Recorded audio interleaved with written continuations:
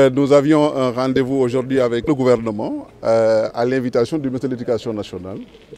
La délégation du groupe scolaire Yahou Selim s'est rendue donc à ce rendez-vous-là. Je dois vous dire que la réunion a fini par un échec et nous l'avons constaté dans la mesure où les deux parties ne parlaient pas le même langage. Vous vous souvenez que le 5 octobre dernier, nous avions eu une rencontre avec le ministre de l'Intérieur, sous l'égide du ministre de l'Intérieur, en présence de représentants du ministère de l'Éducation nationale. L'État du Sénégal avait fait la proposition de mettre en place une administration provisoire que les propriétaires de l'école ont refusé, estimant que ce n'est pas fondé en droit et ce n'est pas moral et ce n'est pas légitime. Le gouvernement, devant une telle situation, nous avait prié de bien vouloir faire une contre-proposition pour trouver une sortie de crise. Nous avions accepté de leur faire une contre-proposition en nous disant que dans une perspective d'épreuve de force et de bras de fer, et que s'il y a une dynamique de retrouvailles, une dynamique de trouver un compromis, chaque partie devra lâcher du lest. Nous avions accepté de proposer au gouvernement la sénégalisation à 100% de toutes les parts de l'entreprise Yahou Selim SA pour que les enseignements puissent reprendre et que la quiétude revienne à l'école, mais revienne aussi auprès des parents et des élèves. En venant aujourd'hui, nous étions venus pour acter une sortie de crise, acter un compromis.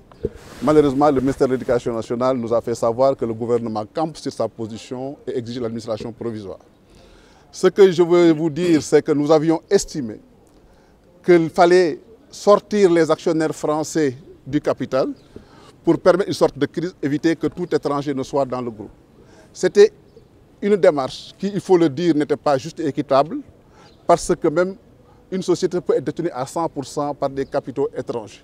Mais puisqu'il y avait une situation de blocage, comme je vous l'ai dit, nous avons estimé devoir faire un sacrifice et consentir des efforts pour essayer d'arriver à trouver une solution avec le gouvernement. Aujourd'hui, il est clair que l'État va utiliser la force de l'État, c'est-à-dire le voie de fait. Il ne parle plus de droit.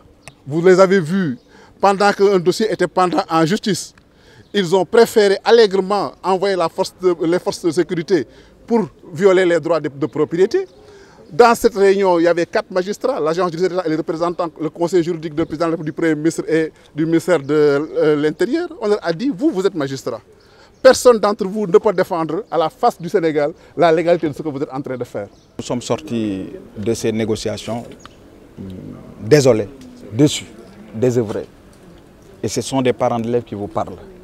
Et je pense qu'en venant à cette dernière rencontre, que nous nous sommes bien endimanchés, pensant qu'une solution définitive allait être trouvée pour l'intérêt des enfants et que les enfants devaient reprendre les cours demain.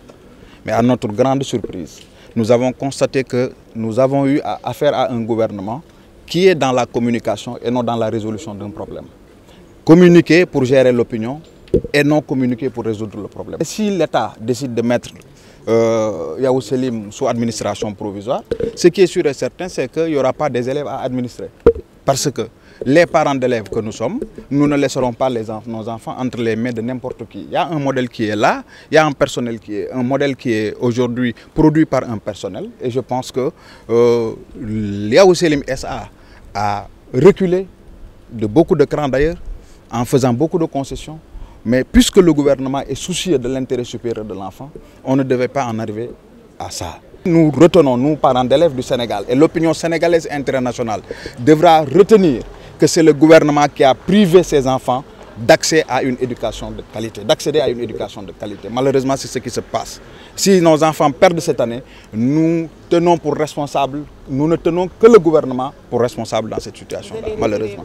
L'association des parents d'élèves avisera à temps et tient le gouvernement responsable d'une éventuelle année blanche de nos enfants. Nous allons nous battre par contre pour essayer de trouver de la place aux autres parents. Parce que la plupart des parents aussi avaient pris les devants en allant inscrire leurs enfants ailleurs. Nous allons continuer à voir quelles sont les écoles privées sérieuses dans ce pays pour aider les autres parents qui n'ont pas encore cette possibilité. Malheureusement, le gouvernement va laisser en rade, on va laisser en rade 403 enfants défavorisés qui n'ont pas de parents capables de leur permettre d'avoir accès à une éducation. Malheureusement. Et c'est le gouvernement encore qui est responsable de ces 403 enfants défavorisés qui risquent de ne pas avoir une année scolaire.